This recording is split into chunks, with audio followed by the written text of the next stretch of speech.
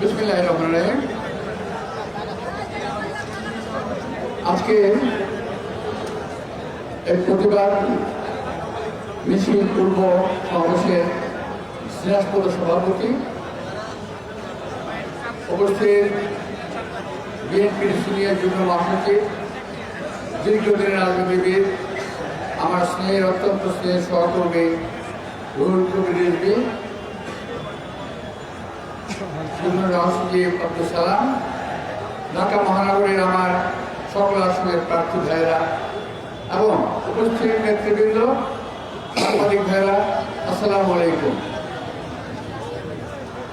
প্রথমেই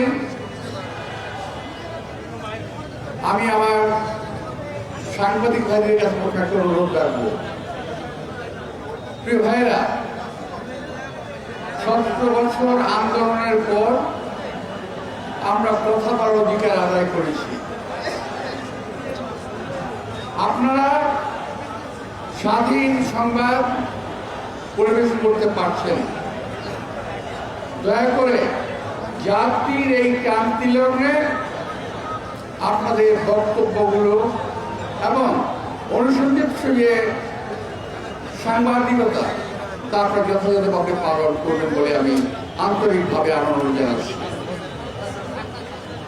প্রিয় ভাইরা, গতকালে ঘুরে যাওয়া দুর্ভাগ্যজনক এই ঘটনাটির আমি তীব্র নিন্দা করছি। হাদি একজন প্রার্থী হতে পারে ঢাকা আটের, সে আমার সন্তান সমতুল্য। আমার সন্তানের বয়স, বড় সন্তানের বয়স এখন 39 বছর বয়স। হাদি বোধহয় 35 হয় নাই। স্নেহতুল্য, স্নেহবাজা এই ছেলের উপরে আঘাত করাতে আমি মানসিকভাবেও অত্যন্ত বেশি ক্ষতিগ্রস্ত হয়েছি গতকাল। প্রিয় ভাইরা, আমাকে সবচেয়ে প্রথম ফোন করেছে রিজভী আহমদ, আপনি এখন কোথায়? আমি বললাম যে ভাই আমি আছি। হ্যাঁ, আপনাকে যাওয়ার জন্য ফোন করেছিলাম। অর্থাৎ ওই মুহূর্তে রিজভীর ভিতরে একটা ঝড় তুলেছে। সে বিশেষ কাজে ছিল, বোধহয় যেতে পারে নাই। আমাকে বললো আপনি একটু যান। তখন আমি মোটামুটি অলমোস্ট চলেই গেছি ওখানে। আমি সবচেয়ে প্রথমেই হাদির উপরে এই আঘাতে তীব্র নিন্দা প্রতিবাদ জানিয়ে বলতে চাই, এই আঘাত হাদির উপরে নয়, এই আঘাত বাংলাদেশের মানুষের গণতান্ত্রিক অধিকারের উপরে, এই আঘাত বাংলাদেশের সার্বভৌমত্বের উপরে, এই আঘাত বাংলাদেশের স্বাধীনতার উপরে। প্রিয় ভাইরা, এটাকে আমাদের প্রতিরোধ করতে হবে। এই অপশক্তির কালো হাত ভেঙে দিতে হবে। এদেরকে দাঁত ভাঙার জবাব দিতে হবে। আমি একটি কথা যদি বলি, যেটা রিজভী আহমদ সাহেব বলেছেন, হাদি গুলি ওর গায়ে গুলি লেগেছে 2:15। ঠিক 2:30টার সময় ফেসবুকে পোস্ট আসলো, সবাই যে যেখানে আছে ঐক্যবদ্ধ হও, কোন একটা বাসায় যেতে হবে, ইট খুলে নিয়ে আসতে হবে। ভাবতে পারছেন ব্যাপারটা কত পরিকল্পিত? এটাকে আরো সংহত করেছে।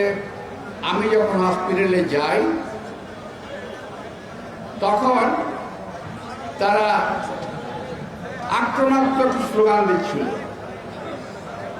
আমি ভাই ঢাকার ছেলে, আমি ঢাকার রাজপথে মিছিল করে বড় হয়েছি, আমি ঢাকার রাজপথে আন্দোলন করে বড় হয়েছি। আমার বয়সটা একটু বেশি হয়ে গেছে।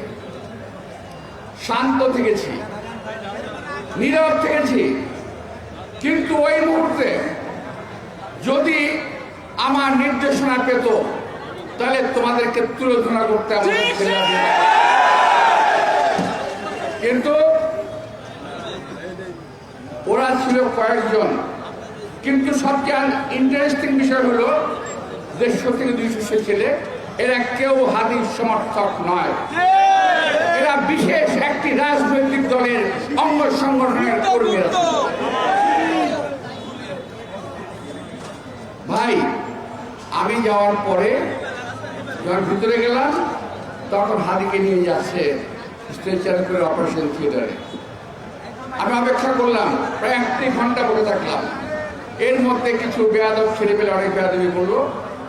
যাই হোক, আমার সঙ্গে যারা আমার সিকিউরিটি ছিল, আমার লোকজন ছিল, তাদেরকে বললাম তোরা শান্ত থাকো, হসপিটালের ভিতরে যদি কোনো রকম ঝামেলা হয় সেটা চিকিৎসা ব্যাহত হবে, চিকিৎসা ব্যাহত করা যাবে না, ওকে বাঁচানোর ব্যবস্থা করতে হবে। আর যারা মার সৃষ্টি করেছিল তারা চেয়েছিল হাদি ওখানেই মারা যায়, আর আমরা চেয়েছি আল্লাহ তাকে বাঁচিয়ে তুলুন, সেরে তুলুন, দীর্ঘায়ু দান করুন। প্রিয় ভাইরা, অনেক ষড়যন্ত্র দেখেছি, এদের ষড়যন্ত্র 71-এ দেখেছি, এদের ষড়যন্ত্রের কথা শুনেছি, 47 সালের কথা শুনেছি, 71, অতঃপর 86, 90, 91 সকল সময় এই দলটি একটি ষড়যন্ত্রের সঙ্গে জড়িত থাকে। ষড়যন্ত্রবিহীন এই দল কখনো চলতে পারে না। ভাই একজন লোক গুলি খেয়েছে, যেই হোক, আমরা মুসলমান, আমরা কোন সময় কোনো আহত কিংবা অসুস্থ ব্যক্তির মৃত্যু কামনা করতে পারি না, আমরা করতে চাই না, আমরা করি না। কিন্তু যারা নাকি মুসলমান লেবাসধারী তারা একটি ছেলের মৃত্যু কামনা করছে বারবার, ফেসবুকে স্ট্যাটাসে তারা দিয়েছে। ওখানে যে একটা সব ছেলে ছিল তারা কারা? পরবর্তীতে প্রায় 150 থেকে 150 মোটরসাইকেল নিয়ে ওখানে তারা একটা মব তন্ত্রে কায়েম করার চেষ্টা করেছে। যাই হোক, আমি ওখান থেকে চলে আসি। ওরা ভেবেছিল ওদের ধমক থামক দেখলে পরে বোধহয় আমরা দেশ গুটিয়ে পালিয়ে যাব। প্রিয় ভাইরা, আমাদের নেতা কর্মীরা অত্যন্ত ধৈর্যশীল এবং সাহসী ভূমিকা রেখেছিল। কালকে যারা ছিল তাদের সবাইকে আমি আন্তরিক ধন্যবাদ জানাচ্ছি।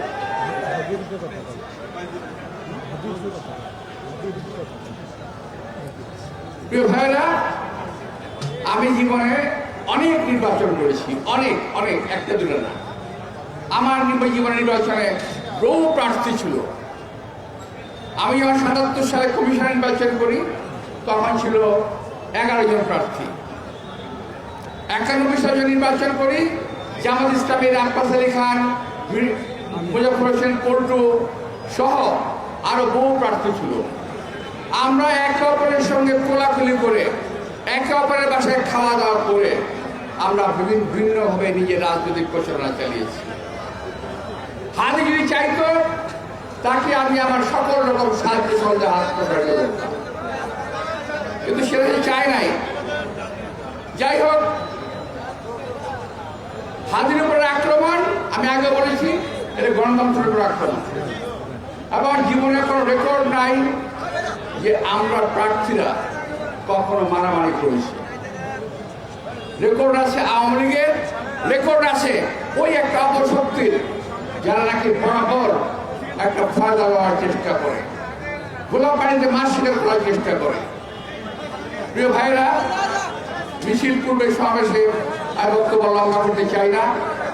আমি চাই আসল ঘটনা বেরিয়ে আসুক, আসল দুর্বৃত্তরা সাজা পাক, এই দেশের মানুষের সামনে বিশেষ একটা রাজনৈতিক দলের মুখোশ উন্মোচিত হোক, এটি আমি চাই।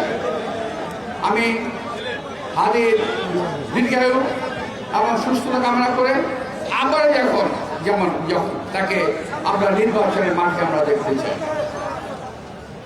ভোট, নির্বাচনে জয়লাভ পরাজয় আল্লাহ তাআলা নির্ধারণ করে রেখেছেন, এটা আমার নির্ধারিত বিষয় নয়।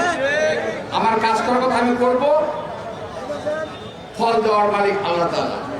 একইভাবে যেটা সকলে বিশ্বাস করে আমিও বিশ্বাস করি। তাই হাদিকে কখনো প্রতিদ্বন্দ্বী ভাবি না, আমি ভাবি আমার শ্রেষ্ঠ হাদি আমার প্রতিদ্বন্দ্বী নয়।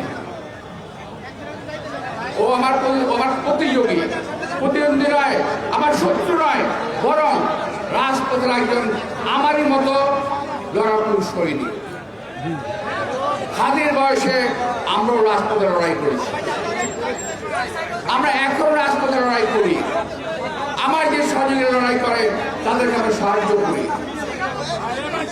আসল এই সময়ে মুক্তিযুদ্ধের সময় ৭১ সালে যে কঠিন সময় আমরা পার করেছি, আজকে ২০২৫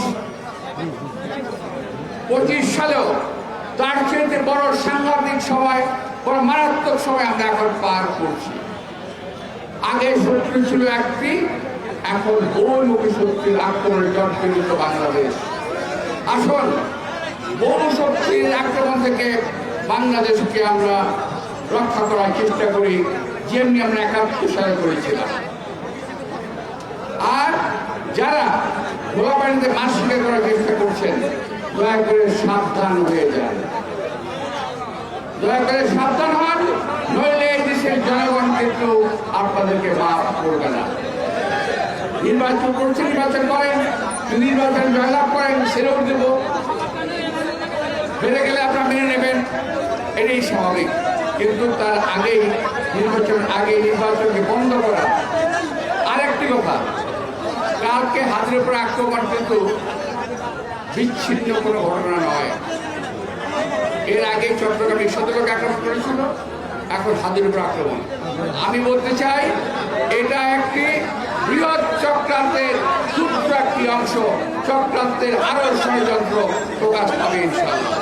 আপনাদের সবাইকে আন্তরিক ধন্যবাদ জানিয়ে বক্তব্য শুরু করছি। আল্লাহ হাফেজ।